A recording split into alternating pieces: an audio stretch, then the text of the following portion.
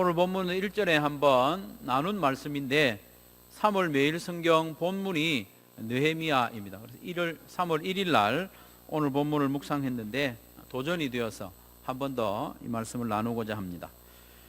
느헤미야는 포로 후기의 역사를 기록한 책이죠. 포로로 잡혀갔다가 포로로에서 돌아온 그때의 이야기입니다. 그 상황은 이렇습니다. 포로에서 1차로 귀환한 백성들이 이미 무너졌던 그 예루살렘 성전을 다시 건축을 했습니다.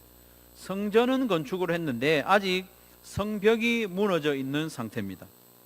그래서 성전이 다시 건축되었기 때문에 명목상으로 이스라엘 백성들이 하나님과의 관계가 회복되었습니다. 성전은 용도가 뭡니까? 성전은 거기에서 하나님께 제사를 드리고 하나님의 임재를 경험하는 그런 상징적인 장소죠. 그래서 성전이 재건되었다고 하는 것은 하나님의 진노가 이제 그치고 하나님과의 관계가 회복되었다, 그것을 상징적으로 보여주는 것이죠. 그렇지만 성벽이 아직 허물어져 있기 때문에 예루살렘에 사는 백성들과 또 유다인들이 그 생활에서 여전히 이방인들의 영향을 받는 겁니다. 이방인들이 예루살렘 성에 함부로 들락거리면서 괴롭히기도 하고 또 이방인들의 문화를 강요하기도 하고 안식일을 제대로 지키지 못하게 하고 그렇게 하는 상황에 있다는 것이죠. 그래서 백성들의 삶은 이방인들의 영향을 그대로 받으면서 구별된 삶을 유지하지 못하고 있는 겁니다. 마치 우리 시대의 한국 교회와 성도들의 형편과 매우 유사합니다. 우리는 예수님을 믿는 모든 사람들이 하나님의 자녀가 되었다, 나는 의롭다함을 받았고 구원의 확신을 가진 것, 거기에는 만족을 하는데 거기에만 만족하고 실제적인 삶에서는 여전히 비참하게 허물어져 있는 삶을 살고 있는 성도들이 많이 있다는 것입니다. 명목상으로는 하나님과의 관계가 회복되었고 또 관계적으로는 하나님의 자녀가 되었지만 실제적인 삶에서는 여전히 세상에 노출이 되어서 세상의 방식대로 살고 세상의 가치관을 붙잡고 살아가는 이 시대의 우리와 모습이 매우 유사하다는 것이죠. 그래서 느헤미야 당시에 성전이 재건되어 있었기 때문에 명목상으로는 하나님과의 관계가 회복되었는데 그 삶에서는 여전히 이방인들의 모습과 비슷하게 거룩한 모습으로 살지 못했다는 것이죠. 그래서 하나님께서는 이런 상황에 있는 이들에게 이 성벽을 다시 건축하게 함으로써 관계에서뿐만 아니라 삶에서도 구별된 삶을 살기를 원하셨습니다. 그 일에 사용하신 사람이 누군가 하면 느헤미야라는 거죠. 그러면 하나님께서 불러 사용하신 느헤미야는 어떤 신앙의 인물인지 오늘 말씀을 통해서 좀 살펴보기를 원합니다. 첫 번째로 느헤미야는 하나님을 대신하여 울어주는 사랑의 기도자였습니다. 울면서 기도하는 사람이었다는 것이죠. 느헤미야는 주전 444년에 3차로 귀환한 포로입니다. 3차로. 이미 1차, 2차로 귀환한 사람들이 있죠. 예루살렘이 완전히 멸망하고 또 포로로 잡혀가는 것도 여러 차례 잡혀갔는데 3차로 포로로 잡혀갔던 사람들이 언제냐 하면 주전 586년입니다. 그러니까 느헤미야가 포로로 돌아오기까지 약 150년이라는 세월이 그 사이에 흘렀습니다. 그러니까 느헤미야는 예루살렘에서 태어난 사람이 아닙니다. 페르시아 바사에서 태어난 사람입니다. 바벨론도 아니고 페르시아에서 태어난 사람입니다. 그렇기 때문에 느헤미야는 예루살렘의 어떤 형편을 잘 알지 못하고 그 문화에 익숙하지 않고 오히려 페르시아의 문화에 익숙한 사람입니다. 그런데 느헤미야가 2절에서 5절까지 말씀해 보면 하나님을 얼마나 사랑하는지 그리고 그 하나님의 백성들을 얼마나 사랑하는지 오늘 본문이 가르쳐 주고 있습니다. 동생 하난이라는 사람이 유다에서 왔을 때 그 여행에서 돌아온 그 사람에게 물어본 게 뭐냐 하면 그 백성들의 형편을 물어봤습니다. 요즘 TV에 보면 여행하는 프로그램이 많이 나오지 않습니까? 여기도 여행하고 뭐 동남아도 여행하고, 여행하면서 보여주는 내용이 주로 뭡니까? 예? 뭐 절경도 보여주지만 주로 뭘 먹는 이야기를 많이 해요. 이것도 먹고 저것도 먹고 후식으로 뭘 먹고. 느헤미야는 긴 여행에서 돌아온 이 하나니와 그 일행들에게 너희들 여행 때 뭘 먹었냐? 예루살렘의 맛집이 어디냐? 이런 걸 물어본 게 아니고 이 백성들의 소식을 물어본 거예요. 관심이 어디에 있는가 하면 예루살렘과 그 백성들에게 느헤미야의 관심이 있었다는 겁니다. 3절 말씀에 보면 그들이 내게 이르되 사로잡힘을 면하고 남아있는 자들이 그 지방 거기에서 큰 환난을 당하고 능욕을 받으며 예루살렘 성은 허물어지고 성문들은 불탔다, 이런 소식을 전해준 겁니다. 이 백성들이 환난을 당하고 능욕을 당하고 어려움을 당하는 가장 근본적인 이유가 뭐냐면 성벽이 허물어져 있기 때문에 이방인들이 함부로 들어오고 괴롭히고 하는 겁니다. 그래서 이 말을 들은 느헤미야는 어떤 반응을 보입니까? 땅바닥에 앉아서 웁니다. 수일 동안 슬퍼합니다. 하늘의 하나님 앞에 금식하며 기도했다고 합니다. 도대체 무엇이 당대의 최강대국의 실세 장관인 느헤미야로 하여금 이 초라한 모습으로 울며 기도하게 만든 겁니까? 바로 사랑이죠, 사랑. 얼굴도 알지 못하는 백성들을 위해서, 한 번도 가보지 못한 예루살렘을 위해서 우는 것은 사랑 때문입니다. 하나님을 향한 사랑과 그 하나님의 백성을 향한 뜨거운 사랑이 페르시아의 실세 장관으로 하여금 울게 만든 겁니다. 여러분, 사랑하지 않으면 울지 않습니다. 여러분, 최근에 무엇 때문에 울어보셨습니까? 울었다는 것은 사랑하는 대상이 있다는 것입니다. 사랑하는 자식 때문에 울고, 사랑하는 가족 때문에 울고, 돈을 사랑하는 사람은 돈 때문에 울기도 합니다. 누군가 운다는 것은 매우 사랑하는 대상이 있다는 것입니다. 사랑하지 않으면 울지 않습니다. 사랑하지 않으면 금식하며 기도하지 않습니다. 누군가를 위해서 간절히 기도한다는 것은 그를 그만큼 사랑하고 있다는 증거죠. 느헤미야가 예루살렘과 그 백성들의 소식을 듣고 울었다는 것은 그들을 사랑했다는 것입니다. 사랑하는 마음으로 기도하는 이 느헤미야를 하나님이 들어서 사용하신 겁니다. 여간 사랑에서는 울지 않습니다. 금식하지 않습니다. 저도 최근에 아들을 해병대에 입대시켜 놓고 집에 돌아와서는 가만히 이렇게 일상생활을 하기보다는 매일 아침 한 끼라도 금식을 하자, 훈련 마치는 7주 동안이라도 그렇게 하자, 이렇게 하면서 금식하며 기도한 일이 있습니다. 사랑하는 자녀가 고된 훈련 가운데 있으니까 그 가운데 건강과 믿음을 지켜주시도록 기도하는 것이죠. 느헤미야도 마찬가지입니다.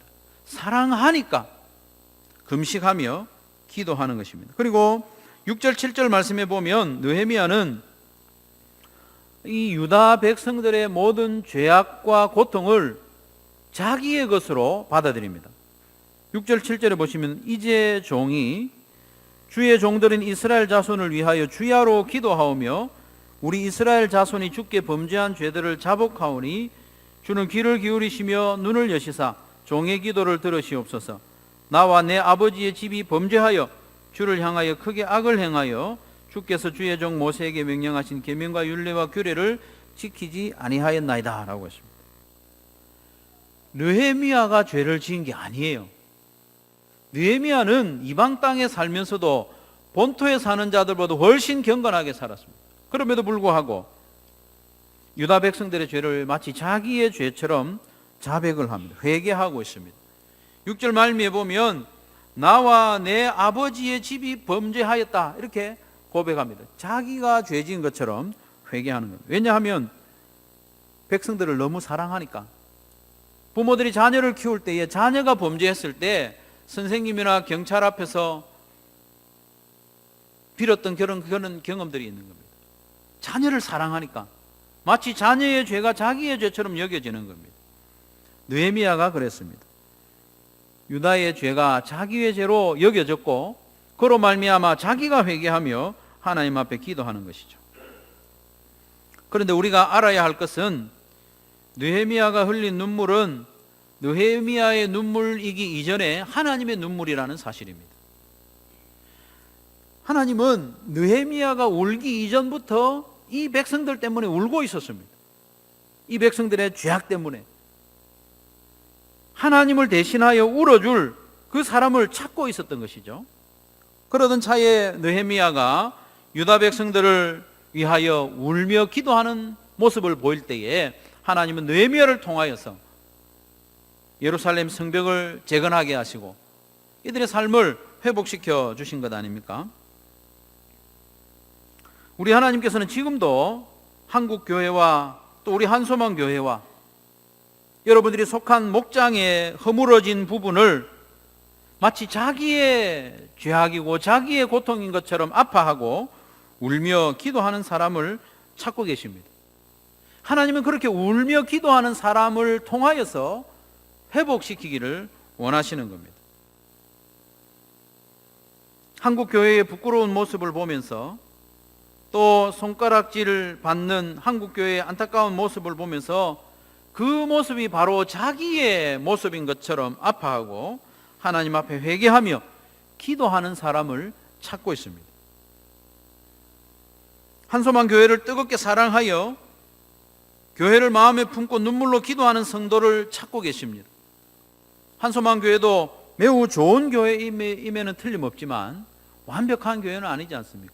부족한 부분도 있고 또 하나님 보실 때 모자라는 부분도 많이 있을 겁니다. 그런 부분에 대해서 쪽집게처럼 찝어내고 말하는 그런 재판관을 하나님이 찾으시는 것이 아니라 그것을 아파하며 눈물로 기도하는 사람을 찾고 계신다는 겁니다. 기도하는 그 사람을 통하여 치유하기를 원하시는 것이죠. 하나님이 느헤미야를 통하여 일하셨던 것처럼 말입니다. 하나님을 사랑하고 또 하나님의 백성들을 사랑하여서 눈물로 기도하는 그 느헤미야를 통하여 하나님은 회복의 역사를 행하셨던 것이죠. 두 번째로 느헤미야는 혼자서 기도한 게 아니라 함께 기도한 동력하는 기도자였습니다. 사랑의 기도자였을 뿐만 아니라 동력하는 기도자였습니다. 11절 상반절을 보시겠습니다. 주여 구하오니 귀를 기울이사 종의 기도와 주의 이름을 경외하기를 기뻐하는 종들의 기도를 들으시고 느헤미야 1장부터 11절까지 보면 약 4개월의 시간이 흐릅니다. 1장은요 사실 전체가 기도입니다. 전체가 기도예요. 2장 1절에 말씀해 보면 니산월이 되기까지, 기슬로월에서 니산월이 되기까지는 4개월이 흐른 겁니다. 120일 동안 느헤미야가 간절히 기도했다는 것입니다. 사실 혼자서 기도하면 120일 동안 지속적으로 기도하기가 매우 어렵습니다. 그런데 느헤미야는 하나님을 경외하기를 기뻐하는 종들과 함께 기도한 겁니다. 예수님도요 함께 기도해 주기를 원하셨습니다. 십자가에 달리시기 전에 제자들이 함께 기도해 주기를 부탁했습니다. 너희들 깨어서 나와 함께 기도해다오. 그 예수님께서 제자들에게 약속하시기를 두 사람이 땅에서 합심하여 무엇이든지 구하면, 기도하면, 합심하여 기도하면 하늘에 계신 내 아버지께서 그들을 위하여 이루게 하시리라 약속하고 있습니다. 우리는 연초에 세겹줄 기도회를 했지 않습니까?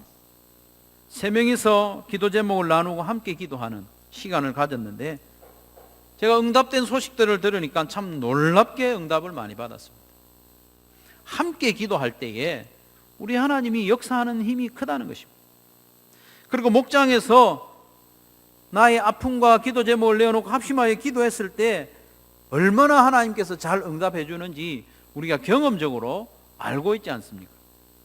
한 마음으로 함께 드리는 기도에 능력이 있음을 여러분 믿으시기를 바랍니다. 함께 기도할 때에 쉽게 지치지 않습니다. 혼자 기도해도 됩니다. 물론 혼자 기도하는 시간을 가져야죠. 골방에서 기도해야죠. 하지만 오래도록 지치지 않고 기도하기 위해서는 함께 기도해야 됩니다. 혼자일 때는 쉽게 지치고 포기하기 십상입니다. 하지만 함께 기도할 때는 내가 좀 힘이 떨어지면 옆에서 격려해 줍니다. 옆에 좀 지친 지체가 있으면 내가 좀 더 기도해 주고 격려해 줄 수 있지 않습니까? 전도서 4장 11절 12절에 두 사람이 함께 누우면 따뜻하거니와 한 사람이면 어찌 따뜻하랴. 한 사람이면 패하겠거니와 두 사람이면 맞설 수 있나니 쇠겹줄은 쉽게 끊어지지 아니하느니라. 기도할 때뿐만 아니라 일상생활도 마찬가지입니다. 함께 하도록 우리를 부르신 거죠. 성도 여러분, 우리가 혼자 기도할 수도 있지만 성도들이 모여서 함께 기도하는 시간을 좀 사모하시고 거기에 헌신할 수 있기를 바랍니다. 수요 기도회가 있습니다. 그리고 새벽 기도회도 있습니다. 또 화요 중보 기도회도 있습니다. 혼자 기도할 수 있지만 시간과 여건이 허락되면 함께 기도하는 자리에 나올 수 있기를 바랍니다. 그렇게 할 때에 기도의 능력이 커지고 또 나의 지친 영혼이 새 힘을 얻을 수가 있게 되는 것입니다. 우리 함께 모여서 한국 교회와 또 한소만 교회를 위해서 합심하여 기도하는데 헌신하시길 바랍니다. 물론 뭐 직장 가야 되고 그렇게 해야 되는데 나오라는 말은 아닙니다. 나올 수 있는 시간과 환경이 될 때에 꼭 나올 수 있기를 부탁을 드립니다. 세 번째로 느헤미야는 헌신과 순종을 각오하면서 기도했습니다. 입으로만 기도하지 않았다는 것이죠. 기도라고 하는 것은 기본적으로 하나님의 도우심을 구하는 건 맞습니다. 그러나 모든 것을 하나님께 떠맡기는 것이 기도가 아닙니다. 다시 말해서 기도는 내가 하고 응답의 모든 과정에서 전적으로 하나님이 하신다. 그렇게 생각하면 반은 맞고 반은 틀립니다. 약간의 오해가 있는 것이죠. 종종 하나님께서는 우리의 기도에 응답하시는 과정에서 우리의 헌신을 요구할 때가 있습니다. 내가 기도하는데 나를 통하여 응답하시는 경우가 자주 있다는 겁니다. 느헤미야가 그렇습니다. 느헤미야가 처음에 기도할 때는 예루살렘 성과 그 백성들의 형편이 안타까워서 기도했습니다. 그런데 말입니다. 기도를 하면 할수록 느헤미야의 마음에 예루살렘 성벽이 다시 세워지기를 바라는 마음이 생기는 거예요. 그런데 계속 기도하는 중에 느헤미야 자기가 가서 성벽 세우는데 헌신할 마음이 생기는 겁니다. 놀라운 일이죠. 그래서 기도는 하나님을 변화시키지 않고 기도는 기도하는 사람을 변화시킵니다. 한번 따라하겠습니다. 기도는 기도하는 사람을 변화시킨다. 네. 하나님은 기도하는 사람의 마음을 변화시키셔서 기도하는 그 사람이 기도 응답에 관여하고 기여할 수 있는 기회를 허락해 주시는 것이죠. 느헤미야는 당시 초강대국인 페르시아, 지금으로 치면 미국쯤 됩니다. 바벨론까지 점령한 나라가 페르시아인데 그 나라의 실세 장관입니다. 아닥사스다 왕의 술관원이었다고 했습니다. 술관원. 술관원이 뭐 하는 사람입니까? 술 마시는 사람이죠. 네. 술을 왜 마시는가 하면 왕이 마시는 술이나 음식에 독이 들어가 있을까 싶어서 먼저 먹어보는 거예요. 그러니까 아닥사스다 왕으로서는 이 느헤미야를 전적으로 신뢰하고 있는 겁니다. 자기 목숨을 그에게 맡겼거든요. 느헤미야는 왕의 최측근으로서 모든 사람들의 부러움과 두려움을 한 몸에 받는 사람입니다. 그런 권력의 실세의 자리를 내려놓고 저 총구석 예루살렘으로 가고자 하는 겁니다. 거기에는 이방인의 위협과 공격이 끊이지 않습니다. 예루살렘으로 가는 것만 해도 위험한 일인데 예루살렘의 성을 다시 재건하도록 허락해달라고 왕에게 이야기하는 것은 자기의 목숨을 내놓는 일입니다. 반역을 꿈꾸는 모습으로 비치기 때문입니다. 유다는 페르시아의 식민지 나라죠. 그런데 식민지 나라의 수도인 예루살렘에 성벽을 다시 세우겠다는 것은 반역자로 보이기 십상입니다. 실제로 느헤미야가 예루살렘의 성벽을 재건할 때에 산발락과 도비야가 끊임없이 했던 이야기가 뭡니까? 너는 반역자다는 겁니다. 너 성벽 세워놓고 너가 왕노릇 하려고 하는 거지. 그러면서 산발락과 도비야가요 상소문을 올립니다. 고발하는 거죠.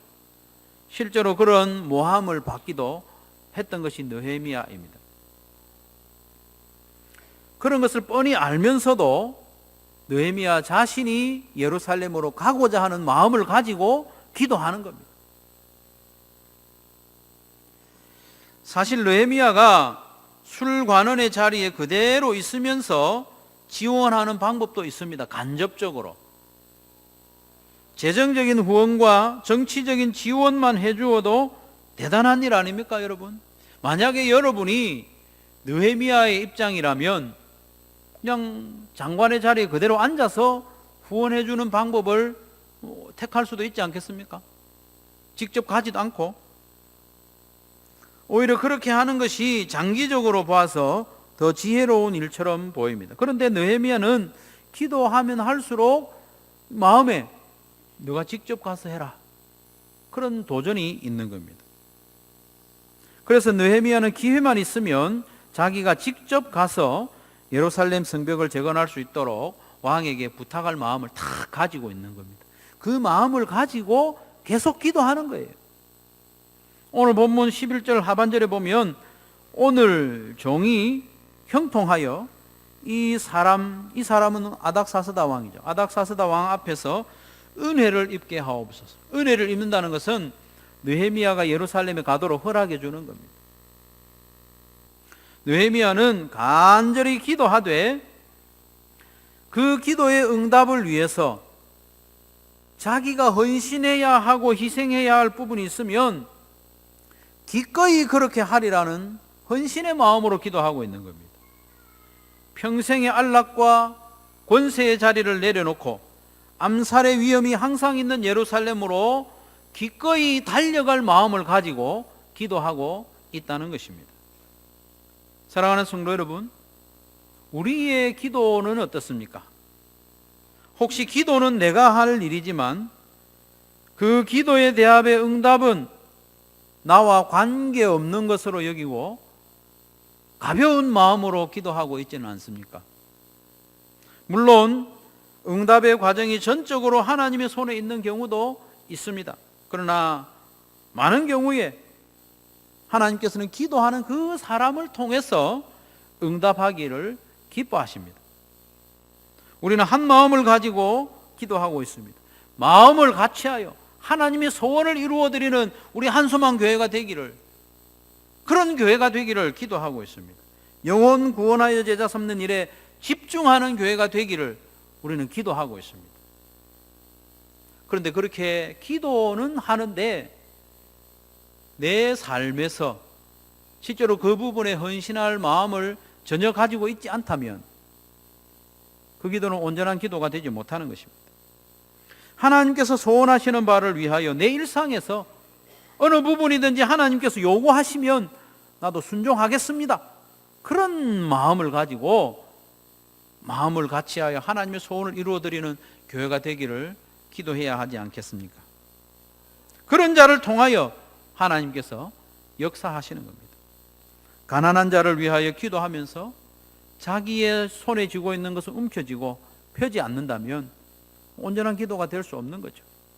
외로운 자를 위하여 기도하면서 내 시간을 과도하게 아끼고 또 내 마음을 아낀다면 제대로 된 기도가 될 수 없는 것입니다. 모세는 광야에서 이스라엘 백성들을 위하여 기도할 때 자기의 목숨을 내어놓고 기도했습니다. 하나님께서 이스라엘 백성들을 진멸하고자 할 때에 하나님 차라리 저를 진멸하시고 이 백성들을 살려주십시오, 그런 헌신된 마음으로 기도한 것이죠. 한국 교회를 위하여 기도하면서 우리는 순종과 헌신에 대한 결단이 있어야 하겠습니다. 한국 교회가 깨끗하여지기를 위하여 기도하면서 자기의 삶은 정직하지도 못하고 거룩하지도 못하면 그거 어떻게 된 겁니까? 돈 문제와 성적인 문제와 명예를 탐하는 일 때문에 한국 교회가 타락했음을 하나님께 아뢰면서 자기의 삶에서는 여전히 그런 모습이 보인다면 모순이지 않습니까? 한소만 교회의 부흥을 위하여 기도하면서 그 부흥의 불쏘지개로 자기를 헌신하려 하지 않는다면 어떻게 된 겁니까? 관계의 회복을 위하여 기도하면서 나는 조금도 손을 내밀지 아니하고 나는 조금도 나아가지 않으려고 한다면 그것은 모순된 기도가 아니겠습니까? 한국 교회를 위해서 또 한소만 교회를 위해서 무엇인가 기도를 한다면 하나님의 응답 과정에 기꺼이 나를 내어드리고자 하는 헌신의 마음으로 기도하는 저와 여러분 되시기를 간절히 바랍니다. 사랑하는 성도 여러분, 하나님께서는 지금도 느헤미야와 같은 기도자를 찾고 계십니다. 하나님은 기도하는 사람을 통해서 역사하십니다.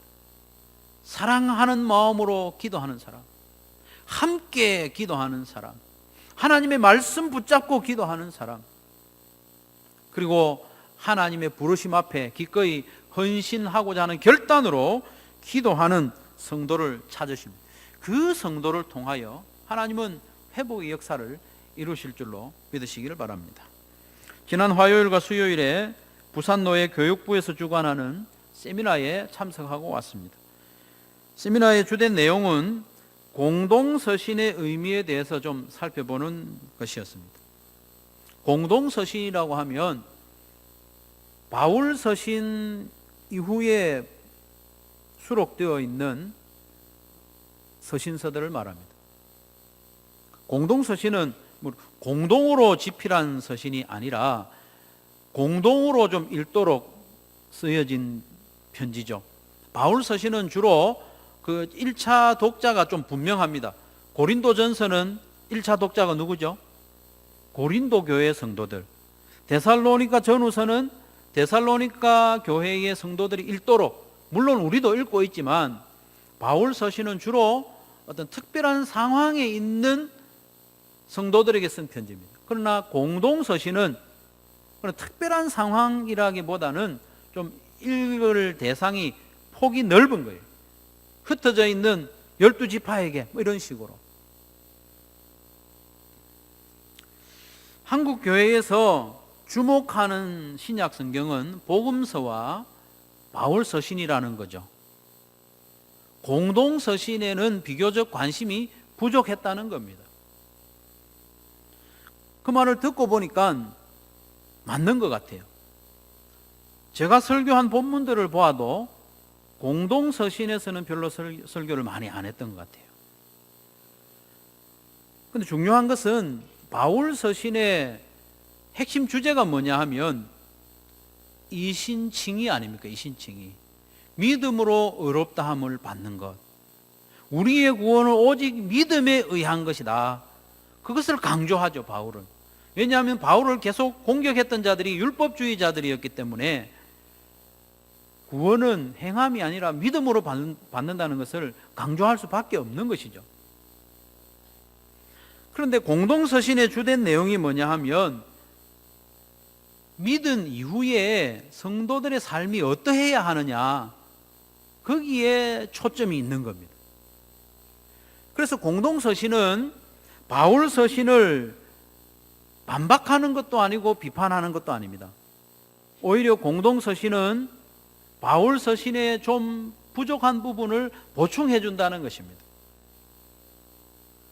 바울서신이 주는 그 구원의 확신만 붙잡고 구원 이후의 성도의 삶이 어떠해야 하느냐 하는 그 공동서신의 가르침은 소홀히 한 것이 우리 한국교회의 형편이라는 것입니다.